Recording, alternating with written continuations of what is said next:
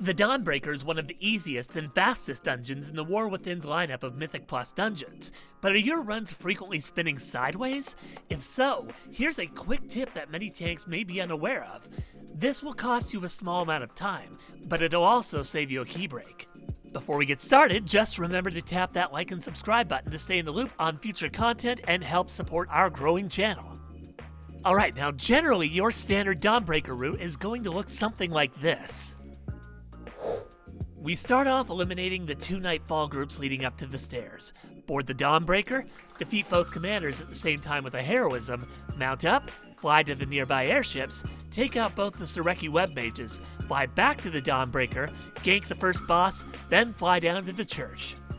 Alright, now here we're gonna land at the top of the stairs, then take out the corner group of tacticians at the end of the wooden walkway and at the bottom of the stairs.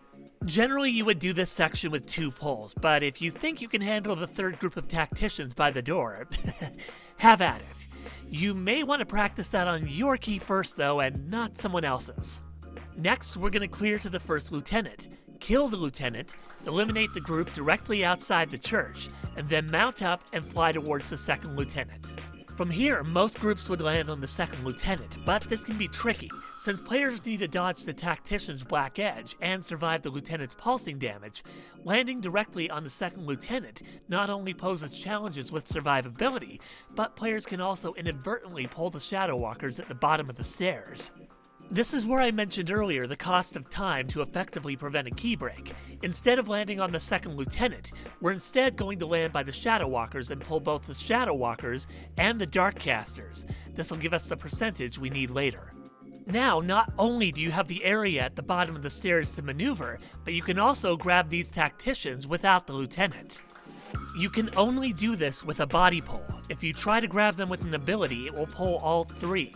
If you get too close with the body pull, it will pull all 3. If you edge yourself in slowly, just to the point where the tacticians aggro, you'll be able to grab the tacticians and not the lieutenant. This will allow you to take on the lieutenant solo and prevent a 3-enemy key break. From here, we're going to land on the tacticians in the alley by the third lieutenant. The Sureki web mage is not necessary. Eliminate the tacticians, defeat the third lieutenant, and then fly towards the second boss. The Sureki militant here also isn't necessary as it'll put you over percentage. You can kill the second boss without ever pulling threat from the Sureki militant or any of the enemies in the square. In this example, we're over percentage from the militant in the alley, but I pulled the militant here to mitigate the risk of pulling it during the boss encounter and failing the timer. From here, it's business as usual. Kill the second boss, fly up to the Dawnbreaker, kill the Architect, defeat Rashanan, and you'll time the key. And there's the route. Again, this video is intended for those out there that want an easier pull on the second lieutenant.